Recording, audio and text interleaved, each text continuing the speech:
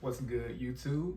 This is King, and we back at it with another one here at Next Gen Combat Sports TV. So I just dropped my other video talking about the whole situation with Stephen Fulton and the whole glove stacking situation. So go check that out if you haven't. It's just posted, so it's there to be seen. But in this video, this is going to be my final prediction and overall fight breakdown of the fight between Naoya Inoue and Stephen Fulton. So I just want to start off by saying that this is a highly anticipated matchup. These styles are, they're very contrasting styles, but they're both very skillful fighters. I'll start with Naoya Inoue.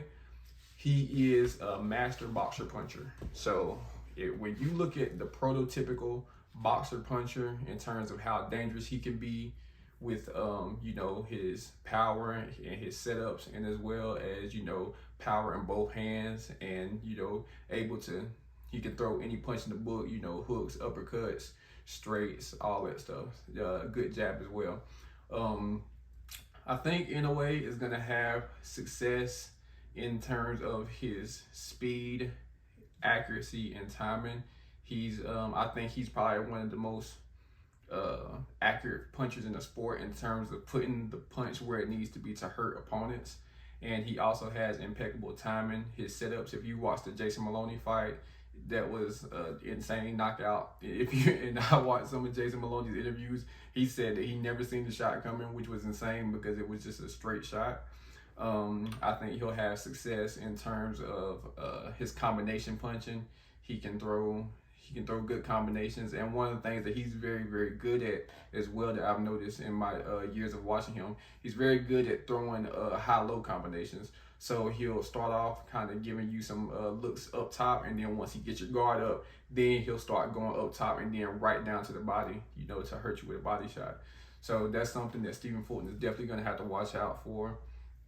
I think that Inoue, he will.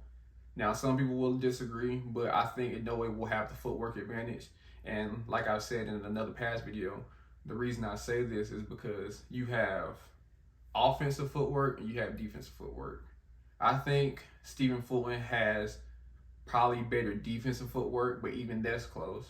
Because if you go back and look at the Donaire fight, the first Donaire fight, when Naoya Inoue got his orbital bone cracked and then he got his nose busted as well. After that happened to him in the second round, mind you. So the rest of the fight, he had to deal with that. He had said in recent interviews, well, not recent interviews, but he had said in past interviews that once his orbital bone was cracked, he was seeing double vision. So he couldn't really just sit there in the pocket like he tries to a lot and then, exchange, because Donaire, he's got an all-time great left hook, He's one of the most dangerous punchers around those weight classes. And in that fight, once he got his orbital bone cracked, he was a back foot fighter. So he was working on the back foot, using his jab, using his movement, changing angles, kind of walking Donaire into shots, because Donaire was more of a come forward fighter in that fight. So I think in terms of the footwork battle, if Fulton ever finds a moment to where he wants to press the action against Inoue, I think that Inoue will have good enough footwork on the back foot to be able to handle that as well. So I do give the footwork advantage to Inoue. But in terms of Stephen Fulton now, I think, well, back to Inoue, this is what I think he'll have problems with. I think he'll have a lot of problems with Stephen Fulton's jab.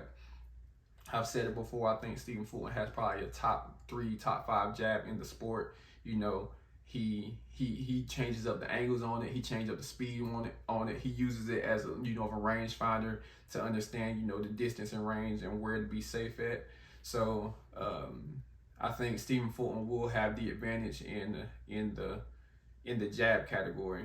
Now, Inoue will probably have some trouble getting around it, but I think that eventually he will, because Inoue has a good jab himself. So he probably will have to weather the storm a little bit, and he will probably get touched up, but we'll just have to see how that goes. Also, I'm not sure. I think Inoue is faster than Stephen Fulton, but I think Stephen Fulton is quicker than Inoue, if that makes sense. And I say that because in terms of throwing those combinations, which Inoue is also really good at, he can let off a lot of combinations and kind of overwhelm you. But Stephen Fulton, he kind of has that like that single shot quickness. You know, like he can get a shot to you very quick to where you're surprised by it, and it might throw you off balance and have to make you reset. And I think there'll be a key factor for Stephen Fulton in this fight. He'll have to keep trying to make Inoue reset, because once Inoue has his feet set and he's able to let shots off, he's probably one of the most dangerous guys in the sport. So Stephen Fulton is definitely going to have to use his movement, and he'll have to keep his jab out there to make Inoue reset and try to, you know, just use his slickness and use his footwork. And I'm telling you, this fight, like I said, now I'm saying from my perspective, I think Inoue has a better footwork, but this fight is going to show if Stephen Fulton really has, you know, the slick Black American style footwork that we all, you know and love, and that can really, you know, just neutralize somebody's entire game. You know, Floyd was the best at doing it. You know, Devin Haney, he does it well. Even though I'm not the biggest fan of Devin Haney's game, you can't deny that when he gets in there with certain guys and certain styles, he's just a problem for anybody. So, yeah, I think Stephen Fulton will have that advantage in terms of, you know, the jab and the quickness. Maybe not the actual speed, but one thing Fulton will have to work on. Well, not work on, because the fight right now, so there ain't no more working on. But he will have to be conscious and cognizant of not getting caught on the ropes, because in all of his fights, you know, from Brandon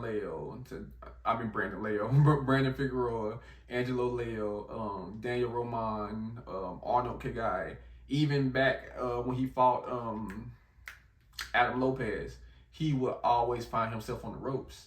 And I think that comes more later on in the fight when he's a little bit more fatigued. And sometimes when he is on the ropes, he either relies on clinching, or he'll try to do like a sort of shoulder roll to try to avoid punches. And with Inoue and his accuracy and his power, I just don't think that would be a good idea for him. So that's one thing that he definitely has to avoid if he wants to have success. But like I said, that usually comes later on in the fight when he's a little bit more fatigued. So we'll just have to see how that goes as the fight plays on. So, yeah, I think that just basically covers everything in terms of, you know, the overall skill sets and kind of how they compare with each other. Now, next I'll kind of get into how I think the fight will go. So I think early on, I think the most pivotal rounds for this fight for both fighters are going to be the first 3 rounds. I think those first 3 rounds, for Fulton, he has to do everything he can to not let Inoue hit him with a good power shot. If he gets hurt, and that's another thing I want to mention about Inoue, when Inoue has you hurt, Inoue is one of the most dangerous people in this sport. Like one of the most dangerous athletes, killers, assassins, whatever you want to call it.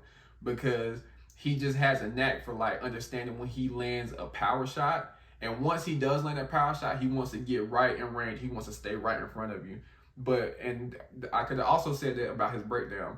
Inoue is a pressure fighter, but he applies educated pressure. And that's one thing I kind of been hearing a lot from a lot of his detractors. And not even his detractors, but some people who just aren't as educated on his fighting style.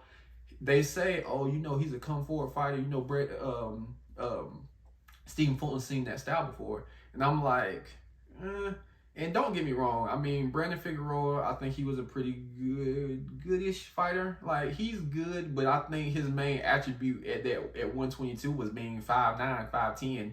Like, he's just huge for the weight, and he can literally just maul you. And his punch resistance. Like, if you look at CompuBox, Brandon Figueroa is like top 3 in the sport in punches landed on him. Like, overall punches as well as power punches. So he gets hit a lot, but he just got so much durability, and he can smother you and get in your face to where you can't get any leverage on your shots. And that's why, I mean, you know, some people think Stephen Fulton lost, but I think that was one of his best wins. And it probably was because he faced a lot of adversity and just how big Brandon Figueroa was. Pause. But, back to my other point, a lot of people, they say, yeah, Inoue, he's kind of like the same as the other fighters, and that's just not an accurate statement. Because, and I don't want this to turn into a racial thing, but we all know the term. Stephen Fulton has basically been fighting come forward Mexicans. You know, pressure fighters who have very limited head movements, who, you know, they just sit right in front of you and come at you in a straight line. And as long as you can kind of maneuver around them and keep your jab, you can really just steal rounds off of them. Now, they might land a big shot here and there, but, you know, Stephen Fulton got a good chin too. I've seen him get hit a couple hard times. Now, the other question is Figueroa, Daniel Roman, Angelo Leo, are they as big punchers as Inoue? I don't think so. And even if they are, maybe have the power. And like I said earlier, Inoue just has a knack for putting the shot, like, you know, in the perfect spot to hurt his opponents. So in that sense, I don't agree that they fought guys like Naoya Inoue, and yeah, so that's one thing. But like I was saying, Inoue, he applies a certain amount of pressure to where he's in front of you, but he has an understanding of the range to where he wants you to engage.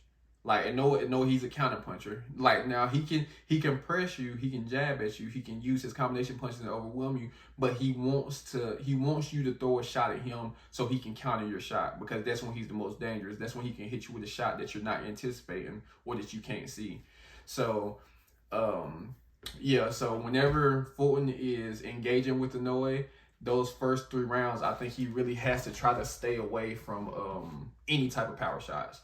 The first 3 rounds, I think Fulton really needs to go ahead and, you know, use his movement, kind of pot shot Inoue, use his feints to see kind of how Inoue would like to engage if he were to throw out a shot, and then maybe later on, you know, maybe try to not trade with him, but try to, you know, let off maybe a good one too. And that's going to be an important factor too, because once he establishes his range with his jab, the right hand behind it, you know, he might be able to hurt Inoue. We don't know. Now, Inoue does have a good chin. We've seen that in the Donaire fight, but because, you know, he got hit with some good shots, and he even got rocked, or he got hurt in that 9th round or so, but he took it good. You know, he clinched up and he saved himself. You know, and you know, people, even Devin Haney, when he got hurt by Linares, you know, I used to laugh at him, but, you know, in terms of winning and in terms of, you know, your ring generalship and IQ, that's what you do if you get hurt. You need to grab onto him. You need to slow the action down, do anything you can to survive.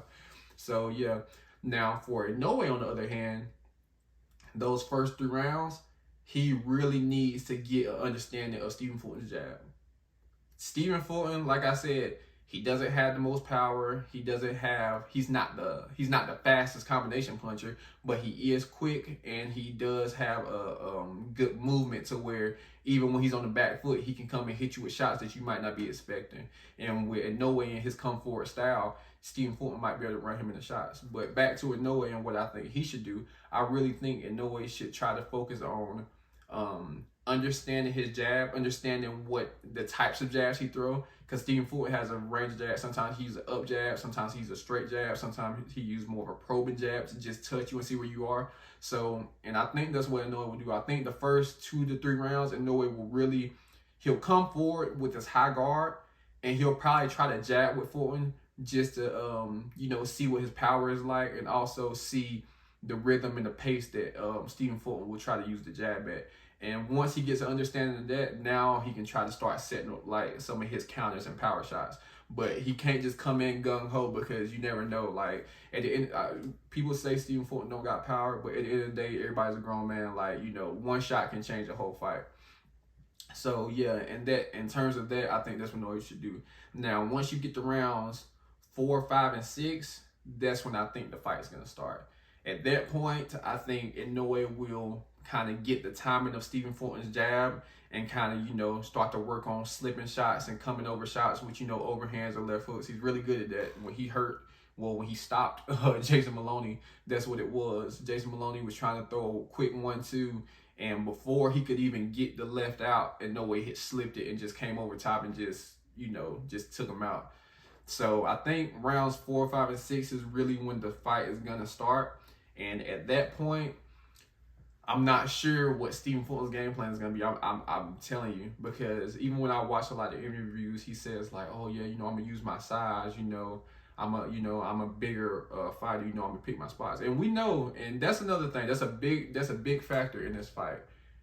Inoue's so-called lack of inside game, and Stephen Fulton's his proficiency on the inside. So going back to Stephen Fulton, he does have a good inside game. Like I think when he really fought Angelo Leo's fight and beat him at that, I think that surprised a lot of people because he has, he's more of a pure boxer, if you will. He really sticks to his jab, use his length, use long shot, use his hook, but most importantly, Stephen Fulton's greatest asset is his jab, his understanding of distance and range, and his footwork, his back footwork, his movement. And whenever he fought Angelo Leo, that was Rock'em Sock'em Robots at his finest. I mean, he was right there in the pocket. And even though he got hit with some good shots, it was like he was taking them well, and he would get hit with one good shot and come back with 2, 3, 4 good shots. And he put a beat down on Angelo Leo. And Angelo Leo, I think he's only had like one fight since then. I don't know if it's because of his promoter issues or whatever, but that's whatever he's dealing with. And even the Brandon Figueroa fight, Brandon Figueroa, he was in Stephen Fulton's face all night. He didn't get no breaks. And like I said, some people thought Brandon Figueroa won that fight. Personally, I watched the fight. I think I watched that fight like twice. I think Stephen Fulton did enough to win because even though Brandon Figueroa was pushing him back, Stephen Fulton was landing a lot of clean shots, and he wasn't getting hit flush with a lot of shots. Brandon Figueroa. I'm just not a big fan of his game. He just he gets hit a lot. He has like a pawing jab, and he just wants to hit anything he can. He doesn't really place his shots that well, but he was pushing the pressure, pushing the pace, and that's the thing. Some people, they value that over ring generalship. Some people say like, okay, he threw probably more shots. He had more pressure, so some people might have thought he would have went off of that. But back to my point I was making, a lot of people say, oh, Inoue doesn't have an inside game. Now, I don't think that's entirely accurate. And like I said, I'm an Inoue fan, so that could be some of my fanboyism or my biasness. Because if you watch the second Donaire fight and the Jason Maloney fight, in no way showed an inside game. But the thing about it is, when you're fighting a dangerous puncher like Inoue, when you try to get inside, instead of, him staying in range to just trade inside punches with you, a lot of times what Naoya will do is he'll take a step back into more of his mid-range, because that's where he's the best. And Naoya he's insane in the mid-range because, that's the danger zone for both fighters, but Naoya has the reflexes and the quickness to, maybe slip a shot or do a nice pull counter and, hit you with a hard shot. But like I said, if you watch the Jason Maloney fight, there was times where Jason Maloney had success on the inside, but Inoue was having success as well. It was like a back and forth, Everybody can't, be like James Toney and sit in the pocket and, dodge and evade every shot while giving you shots back. Some people, it's more of a give and take situation. And unless somebody has really good short shots, even if you are getting hit on the inside, sometimes they're not as devastating. But I will tell you what inside shots were devastating. If you go back to that second Donaire fight, at the beginning of the second round, when it was the beginning of the end for Donaire, one of the first hard shots that in no way hit Donaire. Well, at first he hit him with a couple shots, and then that's when he understood he had him hurt. And once he had him hurt, then he went into his high guard, kind of like Gervonta Davis does. Once he decides he doesn't respect your power, and he decides you're like, okay, I got him where I want him. And he hit him with a short left shot that kind of staggered him and sent him to the ropes. And, that might just be one shot, but that just shows you how in no way he can get leverage on his inside shots. And, Inoue has a pretty good high guard as well. And even the other shot that he hit him with that really staggered him and, right before he finished him off, it was another short left hand to the temple. So, that could be an area where Stephen Fulton has success, but I guess we'll just have to see. If I was him, I just try to keep Inoue on the outside all night. Clinch when you can, and even when you clinch, don't lunge to clinch. Don't see that Inoue is cornering you, because one thing Inoue is really good at is he'll close in, and the second you try to engage, he'll take one step back, get you coming at him, and then he'll run you into a really hard shot. So that's an X factor in this fight, and I'm really excited to see how both of them handle the inside game. And that's another point I wanted to go to after seeing the press conference and seeing them size up. Stephen Fulton has a bigger size advantage than I anticipated. He's a little bit taller. He looked more broad than Inoue was. So I think Inoue might have an uphill battle of like getting inside on Fulton, and even once he do get inside, it's a matter of what Stephen Fulton's punch resistance is gonna be like, because a lot of people, they might not even realize Stephen Fulton was on his way to 126. Like, I even watched interviews with him, and he kind of fought the top guys, and he had a few more guys calling out for him. But one thing he said was like, I'm not just gonna be fighting all of these random guys. Like, he was trying to get the MJ fight, and then the MJ eventually lost. Which was funny, because it's like, yeah, good. You don't want to unify and go for undisputed. So yeah, let somebody else who's willing to do it go ahead. But one thing that Stephen Fulton said was, I'm on my way to 126. I can't keep wasting my weight cuts. So that kind of showed you as well that he's outgrowing the weight. But then on the flip side, in Inoue, I felt like in a Paul Butler fight, he looked weight drained. I felt like he kind of looked sucked in a little bit. His face and his arms wasn't as defined. So on one end, you can say Stephen Fulton, he was a 122 going to 126.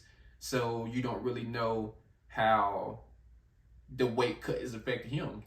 Stephen Fulton could be drained, and then Inoue could be coming up into a more natural weight. So that could be a disadvantage for Stephen Fulton. And yeah, even with Inoue, I feel like the best he looked physically was against he was a Thai opponent that a lot of people saying, oh, who was that? His name was Aran Diapin, I think. And then it was against Donaire, the second fight. Those two fights, I think Inoue looked his best physically. So, those are some big things going into this fight. Also, the defensive aspect for Inoue. I think Inoue has underrated defense. Some of the things he does, he kind of pulls his head back sometimes. Sometimes he does get hit with shots. But even when he gets hit with shots, I used to say the same thing about Gervonta Davis. I think that whenever he gets hit with a lot of shots when he's walking down, I think by that point he understands, like, I don't respect your power. Like, there's nothing you can throw that I see coming that you can hurt me with. So in that aspect, I think that he will have some defensive success, but he will also be it'll be an uphill battle trying to get inside and trying to get to the areas he want to go to capitalize on Stephen Fulton. But what else I want to say? I think that almost covers everything. But yeah, so in terms of how the fight will actually play out, I think Inoue will take the fight. I think that Stephen Fulton, while he does have good movement, while he does have an elite jab, while he can fight on the inside, I think Inoue's timing and pressure will eventually get to him, because even when you look back at like the Arnold Kagai fights, Daniel Roman, Figueroa, it just comes a point in time where all of that movement and kind of wears on you, and you kind of eventually end up saying like, okay, well, I can't keep wasting my energy, so let me just try to pick some spots. And I think in those instances when he tried to pick his spots against Inoue, any type of 50-50 exchanges, I don't think it's 50-50. Like, Inoue is so fast and he's such a dangerous puncher. When you get into a 50-50 exchange, I think the exchange is going to be more 65-35 in favor of Inoue. And, like I said, I think rounds 4 through 6 is where the fight is really going to heat up. And one thing about Fulton is, while Fulton, he's a tough guy, he's what Sean called, he called him Philly tough. He's a tough guy, he wears his heart on his sleeve, especially when he's in that ring, and he's going to do what he got to do to win. But I think that could be his downfall this fight. Like, I think if Inoue starts to land some hard shots, I think if Inoue starts to really get in his face and not respect his power, depending on how his power, depending on how Inoue's punch resistance translates to the weight, I think that Stephen Fulton will find himself getting into exchanges, and I think he'll get hurt. And by the time he gets hurt, I think either he'll get dropped and then, probably continue on, and then there'll probably be the difference in the fight. Or I think that once Inoue does have him hurt, he'll probably go ahead and try and get him out of there. So my official prediction for this fight is I got Inoue by knockout, probably round 9 through 11.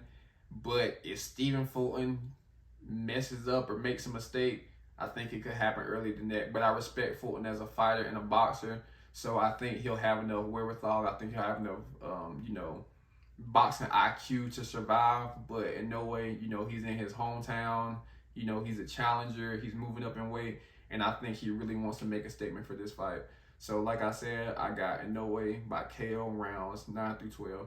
So if you made it this far, I appreciate you watching. You know, I'll have more videos. I'll probably do a Spence and Crawford breakdown, you know, this upcoming week, because that's going to be a big, highly anticipated fight. So be on the lookout for that. But besides that, I appreciate everybody for watching. Please like, share, and subscribe. And you just tuned into a next one at Next Gen Combat Sports TV. Peace.